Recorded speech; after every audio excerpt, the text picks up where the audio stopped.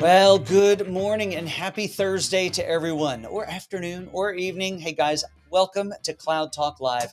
I'm so glad that you are here with us today. You know who I am. I'm Jeff DeVerter. I'm the Chief Technology Evangelist here at Rackspace Technology. And that means I get to work inside of the office of the CTO. I get to tell the world about what we do here, about transformation. And more importantly, I just get to come and hang out and talk with you guys and get paid for it. And oh boy, wait till we get to talk to my guest here today. You're really in for a treat in this last of our Women in Tech series for the month of March. Now, of course, Tuesday, first Tuesday of the month, of course, that means Women in Tech Tuesday. And so we'll be back with another really fascinating interview there. Natalie Silva's here. Ooh, you came to talk to Kat, didn't you? And got Louisville here again. Folks, if you want to get a hold of us, of course, you can find us on LinkedIn. You can find us in the Twitters, any of those places, or just simply send an email over to us here at solve@rackspace.com. All right, we've got Julia Lopez. Julia's here. Julia's here. And we got India. We got Hem from India. Everyone continue to be like Julia and Hem and Natalie. Introduce yourselves down in the comments below. Would love to know who you are and where you are in the world. Guys, we've got some really interesting stuff coming up to tell you about in the news after the interview. There's been some really interesting cloud advances. We're going to get into those as we progress as well. But next up on the agenda, guys, I want to remind you that you can always find all of the information about our guests and about the news and about the updates on this website over at rackspace.com/solve, which of course is our thought leadership platform and program and /110. This is episode 110 of Cloud Talk Live. 110 of these. Can you even believe it? That's a lot of content. Guys, I would encourage you to subscribe to the podcast because you can get the audio from all of these events, plus audio of just the podcast itself.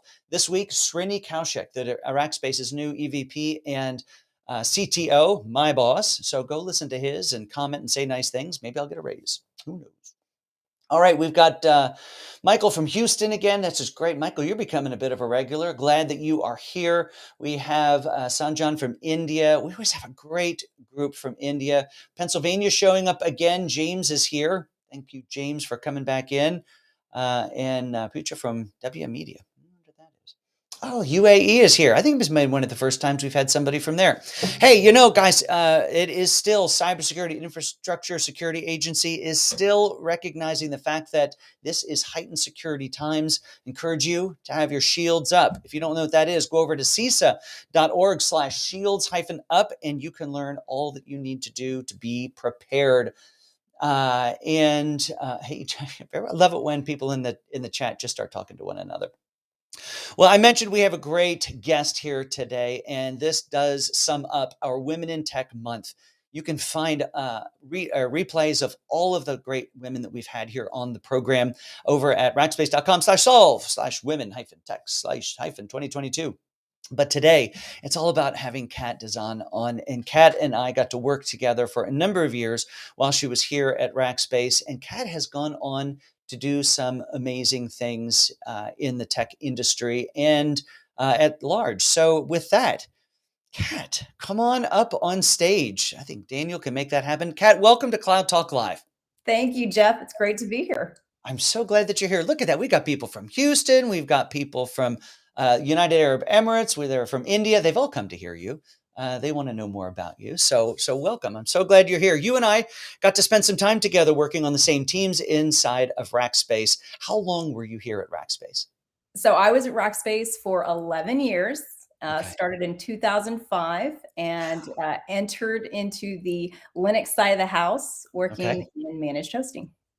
Whew, old school. Back when managed hosting was where it was at, which was still a thing, but there's a lot more tech that's available these days. Hey, Natalie loves you. You see that in the chat there. Remember Natalie Silva? Love you too, Natalie. So you start on the Linux side. Tell me a little bit about the progression inside of Rackspace. Sure. So after a year of working through Linux support, I moved into compliance Mm, and learned a lot about security structure, posturing, and just getting to know each and every component of Rackspace through the compliance lens. okay. And then shortly after that, was part of the incident management team for almost 5 years, working through our global, footprint of just ensuring that anytime there was impact or anything that took us off track, help the company kind of, repair and move forward. Right. And then I decided to get into cloud product because at that point in time, that's where everything was going, was towards the Mhm. cloud. That's So right. I started cloud in 2000, around 2010. Yeah. And then after having all of those pieces, I moved into the mergers and acquisitions team for Rackspace and helping acquire amazing startups to help enhance Rackspace's portfolio. And wasn't that educational for the current role that you're in today? Absolutely. It got me ready for the next level, after departing Rackspace. I took that knowledge of the tech, the, infrastructure, the business modeling, meeting and working with founders, and instead Mhm. of acquiring them, I now, invest and help grow and scale up high potential startups to Yeah. reach their next level and milestone. That's exciting, and it also sounds somewhat intimidating when you think about tech, when you think about jobs. We were chatting, before we went live in the figurative green room, if you will, and you were mentioning it sounds like you're more in the relationship business than you are in the tech business. Absolutely. When we first take a look at a potential investment for us, we get so close to the team, the founding team, the technology, the space they're going after, and really becoming a partner to them and figuring out if it's going to be a long-standing relationship. And then on the investment side, we work with our investors, establishing relationships, making an alignment of what we're looking for investment into, and if they want to be a part of that. So investor relations is very important as someone who's in venture and trying to balance the startup Yeah. community that we're in, as well as the investing community that we manage. That's pretty incredible. Now, you mentioned you joined Rackspace in 2005. You've been working in and around tech ever since then. Was it intimidating joining, or what was the job before tech? Actually, I should ask that question. What did you do before tech? So I started running companies when I was only 20. Wow. I just moved up to San Antonio, went to the University of Texas at San Antonio, and had to find a job to put myself through college, and got really good at running a business. And before I knew it, I was running three businesses at the same time, and just wanting And going to school. and going to school, but learning so much, working with people, hiring, staffing, learning sales and marketing, getting very good at understanding how businesses run and Right. operate.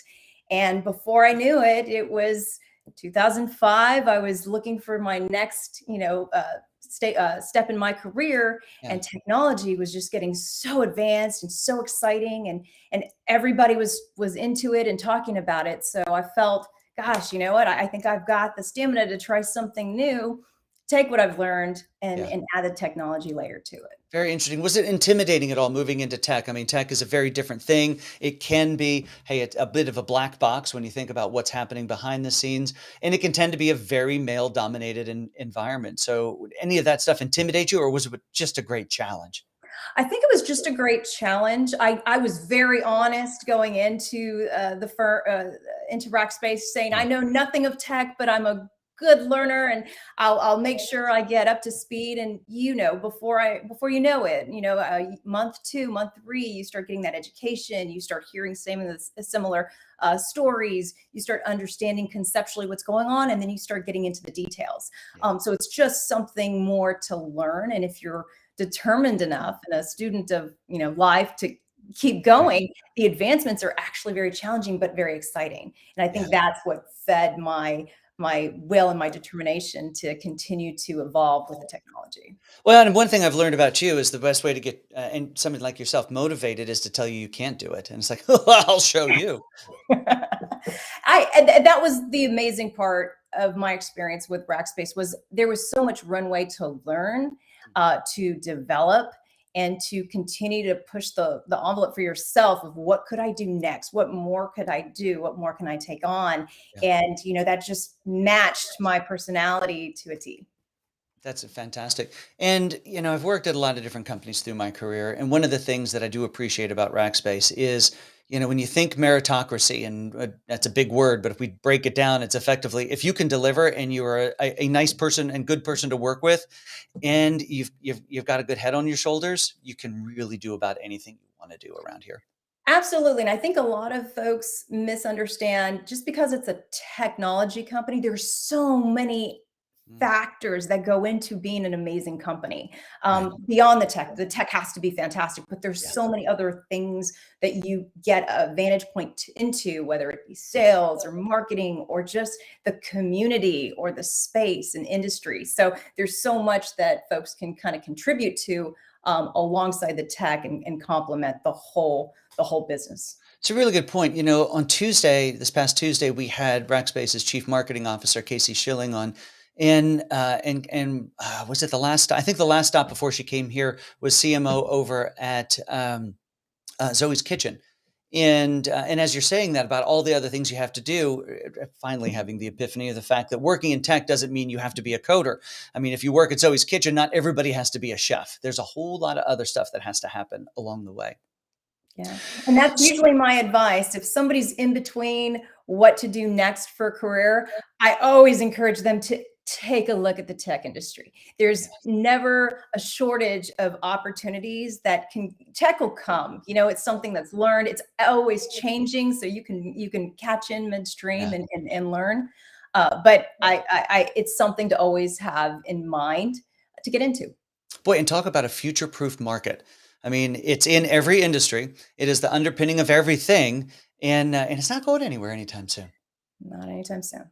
Not anytime soon. So, but you eventually left. And what year was it that you left Rackspace? I left in 2017. Okay.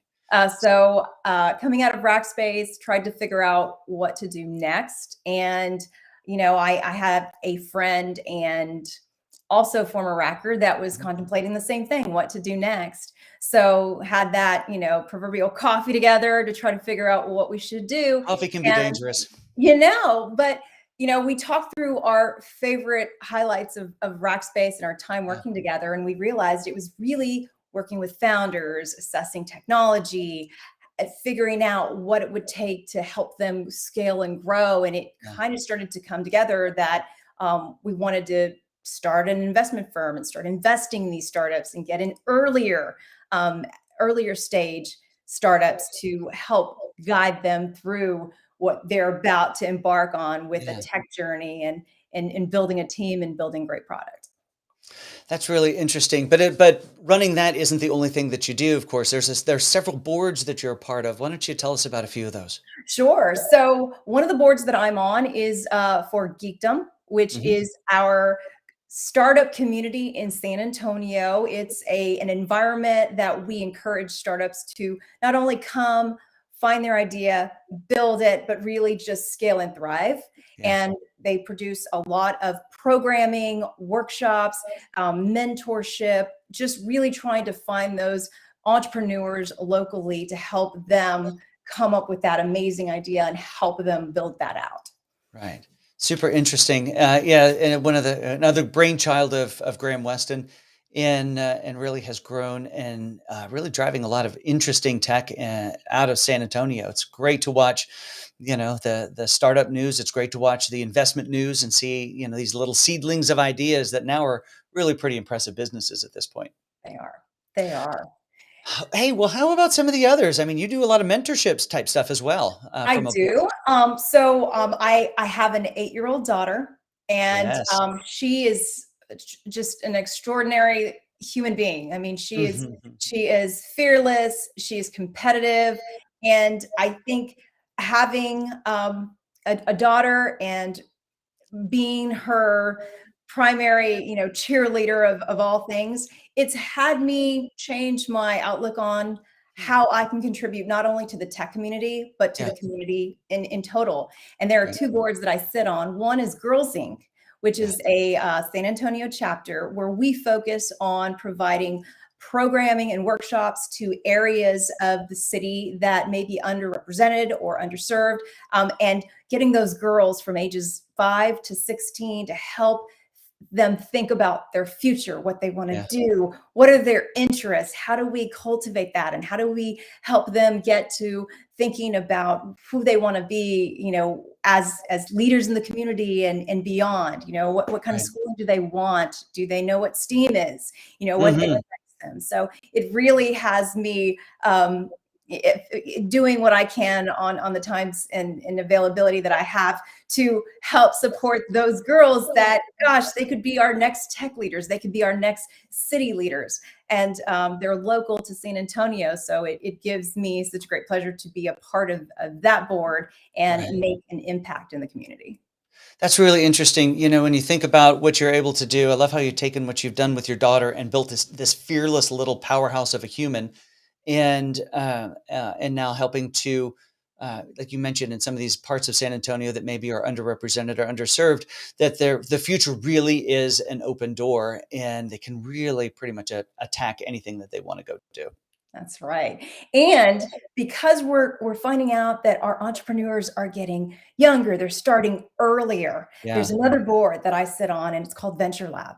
And what we are doing, it is entrepreneurship mindset for youth and students that want to go into that new type of lens into how they look at the world. And what Right. it does is it helps them think through special challenges, be creative, get vocal. How do they use their voice? How do Mhm. they maximize their situation? How do they Yeah. work through that entrepreneurial gritty mindset?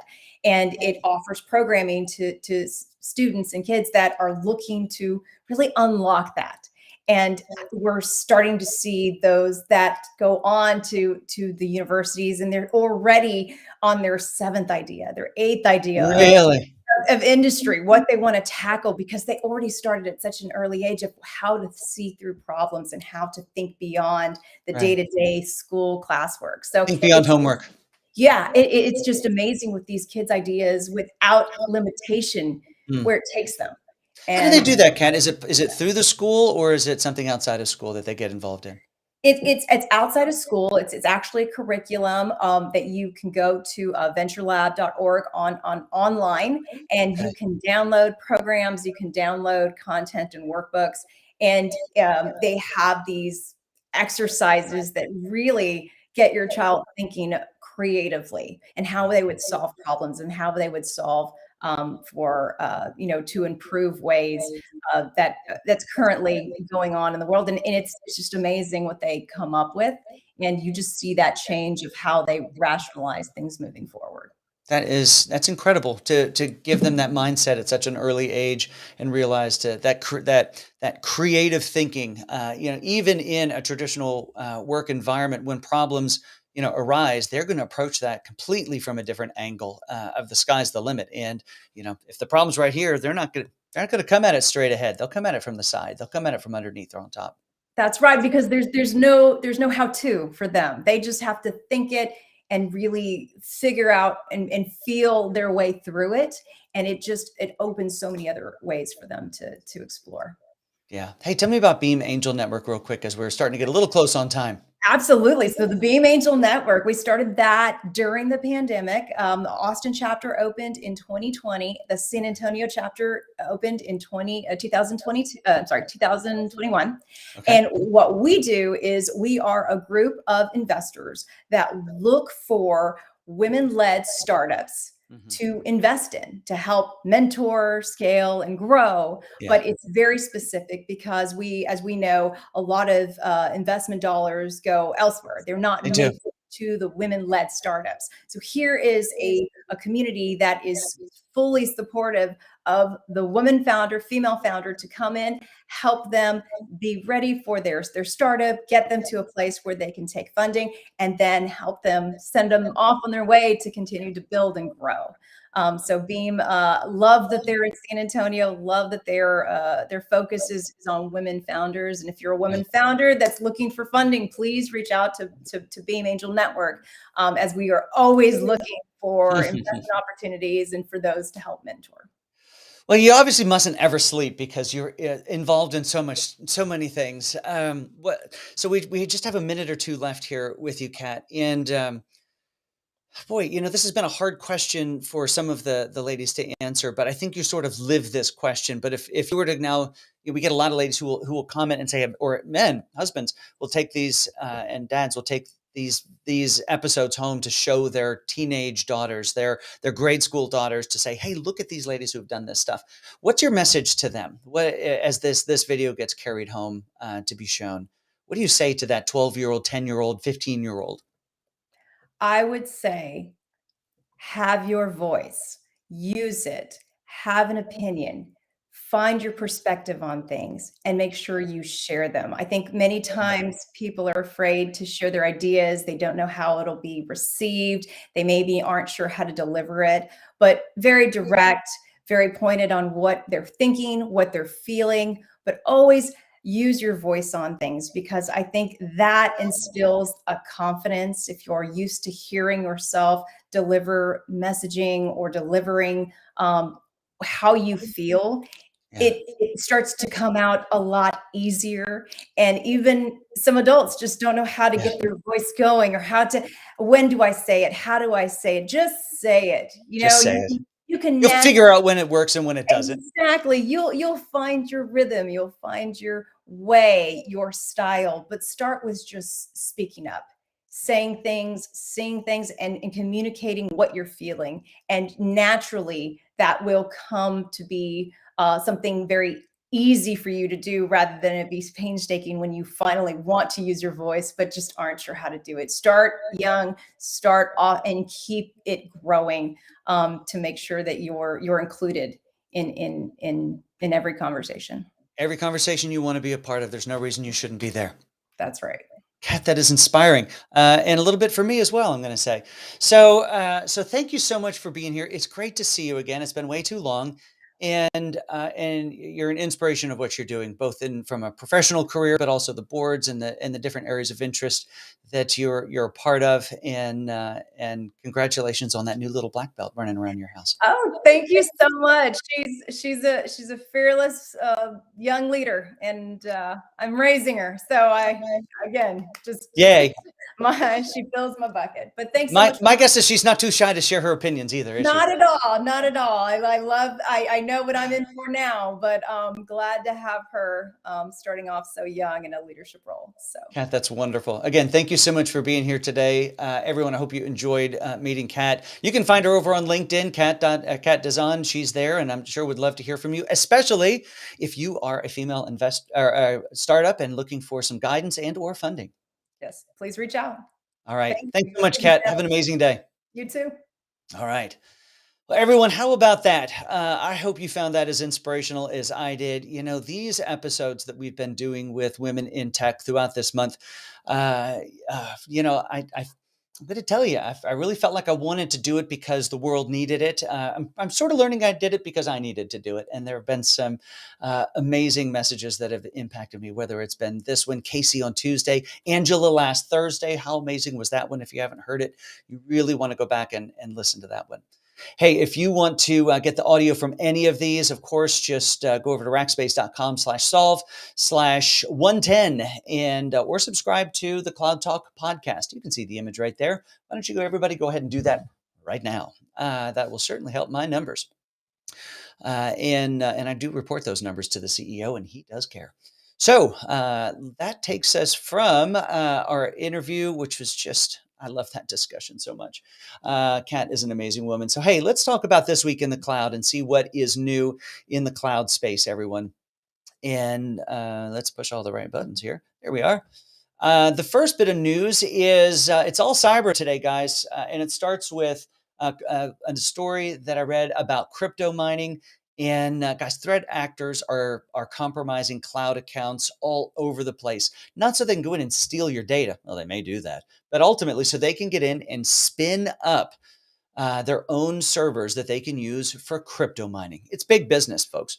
They are looking for weak passwords. They are looking for holes in firewalls. They're looking for any way they can come in. They are exploiting free accounts for developers. I want to encourage you. This is what you need to know about this and be more specific about these news articles and why they matter to you. If you've got a cloud account, secure it, MFA, anything you can do to make it a more secure environment, especially those workloads that you've deployed. Again, their goal isn't to necessarily come in and take you down. Their goal is to sneak in and run your cloud bill up so that they can go mine some crypto. So, if you'd like to learn more about it and about all things cyber, well, let me tell you about the Purple Hats conference coming up. This isn't necessarily news, but I saw this posted yesterday and I thought you would want to know about it. So, this is the second annual Purple Hats conference, the industry designation for cybersecurity practitioners to collaborate, share ideas, and learn how to evolve a reactive to proactive threat informed defense. Guys, this is a free conference. It's online. There isn't any reason that all of you shouldn't go subscribe to it right now. Just go over to that. Actually, the link is over at rackspace.com/solve/110. You can follow this link and go subscribe. I can't encourage it enough. I'm going to go watch it. It will be awesome. I'm going to go learn something. They have some keynotes. I think it's only half a day and several breakout sessions. And the speaker list is stunning. So let's turn that off so you don't see the green screens. All right. And so that's the news from the cloud. Let's go see what the cloud providers have come up for us this week. And it starts with our good friends over at Amazon. By the way, I think most of these have to do in some fit or fashion with monitoring. Amazon CloudWatch adds the option for easy monitoring setup. Guys, if you've ever configured monitoring inside of the cloud, you know that they've tried to do you a favor and make 50,000 different things that you can monitor. Well, the problem with monitoring 50,000 things is the noise level is just so high. And when everything is alerting to you, nothing is alerting. You don't pay attention.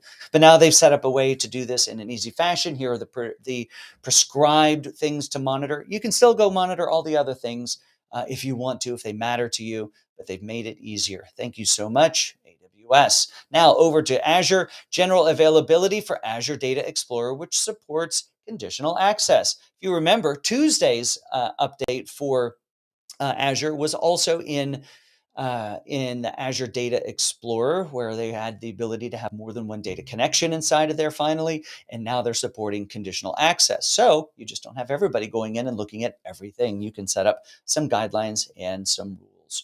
All right, so moving on into GCP, back to monitoring.